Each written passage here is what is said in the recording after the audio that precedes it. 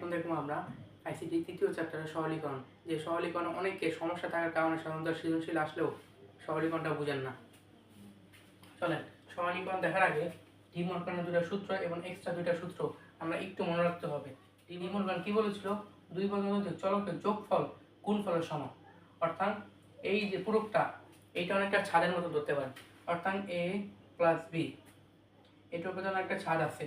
এখন যখন ছাদটা সরে যাবে তখন ছাদটা এর মাথায় পড়বে আর বি এর মাথায় পড়বে, এর মাথায় পড়বে, বি এর মাথায় পড়বে, আর মাইনাসের প্লাসটা ওটা গুণ হয়ে যাবে। যখন গুণ আকারে থাকবে এখন এ গুণ বি আর উপরে কি পুরোটা ছাদ আকারে আছে। এখন যখন ছাদটা সরে যাবে তখন এর মাথায় গিয়ে পড়বে আর বি এর মাথায় গিয়ে পড়বে। আর এখানে যখন মাঝখান থেকে সরে যাবে তখন মাঝখানে গুণের জায়গায় কী হয়ে যাবে? প্লাস। এইটা হলো এটা বেসিক। এখন দেখেন এখানে কি বলছে? দুই বা ততোধিক যোগফলের পূরক তার গুণফলের সমান। অর্থাৎ যখন পূরকটা সরে গেছে এক্স এর মাথায় গিয়ে পড়ছে আর ওয়াই এর মাথায় গিয়ে পড়ছে আর যোগটা হয়ে গেছে গুণ। এবং তারপরে সূত্র কি? দুই বা ততোধিক গুণফলের পূরক যোগফলের সমান। যখন পূরকটা সরে গেছে এক্স এর মাথায় গিয়ে পড়ছে আর ওয়াই এর মাথায় গিয়ে পড়ছে আর মাইনাসের গুণটা হয়ে গেছে কি প্লাস। এটা হলো ডি মর্গানের দুটো সূত্র। আর একটা চলকের উপর যদি দুইটা বার থাকে তখন দুইটা বার সাধারণত কাটা যায় একটা বার হয়ে যায়, মানে বারই থাকে না। একটা চলকের উপর যদি দুইটা বার থাকে তখন সাধারণত শুধু কি শুধু এ হয়। তারপরে একটা চলকের উপর যদি একটা বার আর একটা চলকের উপর যদি কোনো বার না থাকে তখন সাধারণত সেটা কি ওয়ান হিসাবে ধরা হয়। আচ্ছা তারপরে দেখো এইটা করো। অর্থাৎ এখানে এই বারটা যখন সরাই দিব আমরা A plus B bar B plus C bar, এখন বারটা যদি সরাই দিই দুইটা মাথায় গিয়ে পড়ছে আর এখানে গুণটা হয়ে যাবে কি প্লাস, তাই তো? এখন কি বলেছিলাম? যদি একটা মানের উপর যদি দুইটা বার থাকে বারটা সাধারণত উঠে যায়। তো A plus B plus C same কাহিনী, এখানে কিন্তু দুইটা বার আছে।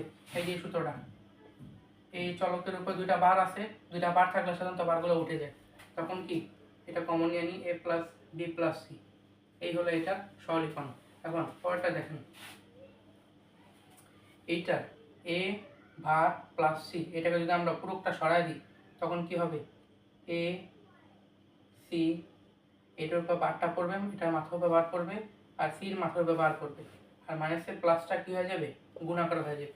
আচ্ছা প্লাস তো প্লাস থাকলেই এইটাও সেম কাহিনী, বি এর উপরে বার পড়ে গেলে আর এই প্লাসটা কি হয়ে যাবে? গুণাকার হয়ে যাবে। আর ডি এর উপরে একটা বার আছে আর একটা বার। এখন বলেছিলাম যে একটা চলকের উপর যদি দুইটা বার থাকে তখন সাধারণত একটা পরিণত হয়। অর্থাৎ এখানে এ বা A C bar plus B D, B bar D, এটাই অ্যান্সার। তারপরে দেখেন 4 নম্বর,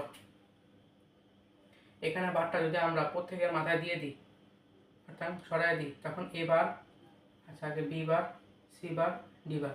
আচ্ছা এখন প্রত্যেকের মাথায় এই বারটা ভেঙে দিই, এই bar B bar C bar D bar. আর এখানে যখন এখানে সব গুণ আকারে ছিল তখন এখন হয়ে যাবে কি যোগ আকারে হয়ে যাবে।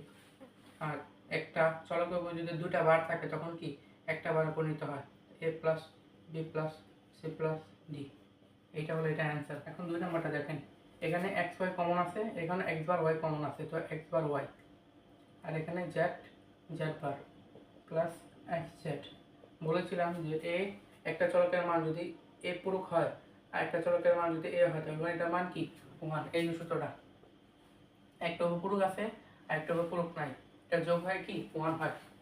সো এক্স পূরক Y into one plus X Z, so এটার সাথে গুণ করলে এই এক্স পূরক ওয়াই হয় প্লাস এক্স জেড। এটাই হলো আমাদের অ্যান্সার।